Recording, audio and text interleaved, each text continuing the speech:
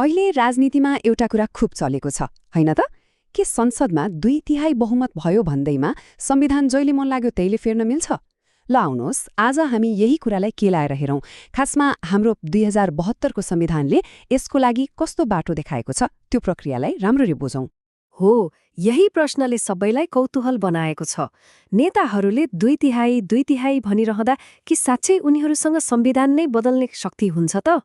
हेर्दा जति सजिलो सुनिन्छ नि, वास्तविकता त्योभन्दा धेरै जटिल छ। प्रक्रियाभित्रै यसको रहस्य लुकेको छ। अब यो प्रश्नको जवाब खोज्न हामी एउटा यात्रामा निस्कन्छौं, संविधान संशोधन विधेयकको यात्रा। सुरुमा संविधान आफैले के भन्छ त्यो हेर्छौं। त्यसपछि कुन कुन कुरा त जस्तोसुकै बहुमत भए पनि छुनै मिल्दैन त्यो बुझ्छौं।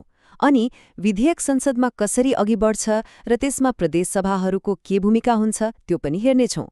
र लास्टमा त्यो सबैले भन्ने गरेको 2/3 को जादु र त्यसको पछाडिको राजनीतिक खेल के हो त्यो पनि केलाउँछौं। ल, सुरु गरौँ हाम्रो यात्राको पहिलो स्टपबाट, संविधान आफै। आखिर संविधान फेर्ने नियम कहाँ लेखिएको हुन्छ त? यो कुनै बाहिरको किताबमा होइन, यसको जवाफ त संविधानको पानाभित्रै छ। अब कुरा के हो भने संविधान संशोधन गर्नै नमिल्ने चाहिँ होइन, मिल्छ। तर यो प्रक्रियालाई यति सजिलो पनि बनाइएको छैन। संविधान बनाउनेहरूले जानी जानी यसलाई निकै चुनौतीपूर्ण र कडा नियमहरूले बाँधेका छन्, ताकि जसले मन लाग्यो त्यसले यसलाई खेलाची नगरोस्।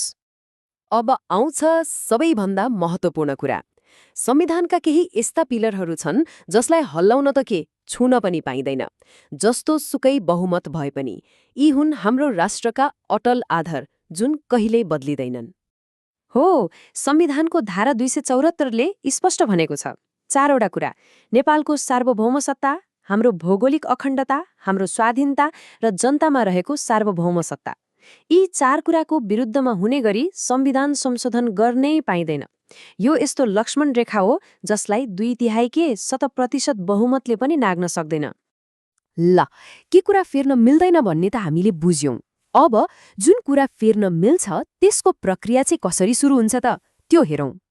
कुनै पनि संशोधन विधेयकको यात्रा सुरु हुन्छ हाम्रो संघीय संसदबाट। सुरुमा कुनै पनि संशोधन विधेयक संसदको 2 मध्ये कुनै पनि हाउसमा, कि त प्रतिनिधि सभामा कि त राष्ट्रिय सभामा दर्ता गर्न सकिन्छ। तर दर्ता गरेर मात्रै भएन, त्यसपछि आउँछ एउटा एकदमै महत्त्वपूर्ण स्टेप, त्यो हो यसलाई सबै जनताले थाहा पाउने गरी सार्वजनिक गर्नु।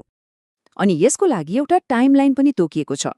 विधेयक संसदमा दर्ता भएको 30 दिनभित्रमा यो सार्वजनिक भइसक्नुपर्छ। यसो गर्नुको कारण के हो भने के परिवर्तन हुन लाग्दैछ भनेर जनताले पनि थाहा पाउन्, त्यसमा छलफल होस्। अब आउँछ प्रक्रियाको एउटा यस्तो मोड जसको बारेमा धेरैलाई थाहा नहुन सक्छ, तर यो एकदमै महत्त्वपूर्ण छ। त्यो हो प्रदेश सभाहरूको भूमिका। कुरा के हो भने यदि कुनै संशोधनले कुनै प्रदेशको सिमाना हेरफेर गर्ने वा प्रदेशको अधिकारसँग जोडिएको विषयलाई छुन्छ भने त्यो विधेयकलाई संघीय संसदले मात्रै पास गरेर हुँदैन। त्यसलाई सबै 7वटै प्रदेश सभाहरूमा अनिवार्य रूपमा पठाउनु पर्छ उनीहरूको राय लिन। अनि प्रदेश सभाहरूलाई पनि यत्तिकै समय दिएको हुँदैन। उनीहरूले त्यो विधेयक पाएको 3 महिनाभित्र आफ्नो निर्णय दिनुपर्छ।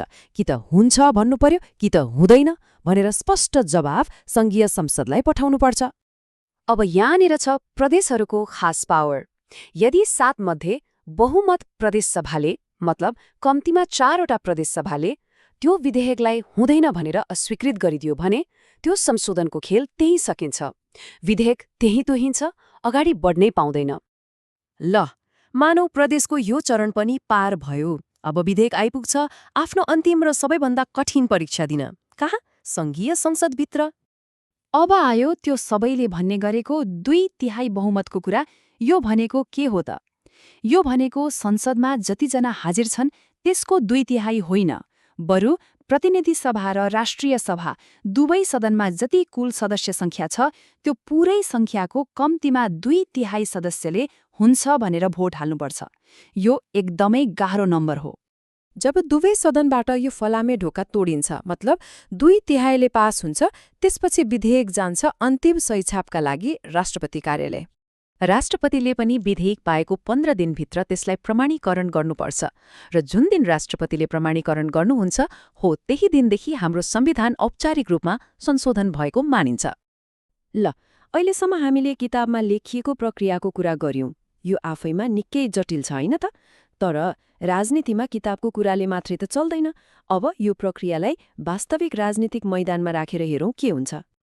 यहाँ हेरौं त, यसले राजनीतिको वास्तविक खेललाई कति राम्ररी देखाउँछ।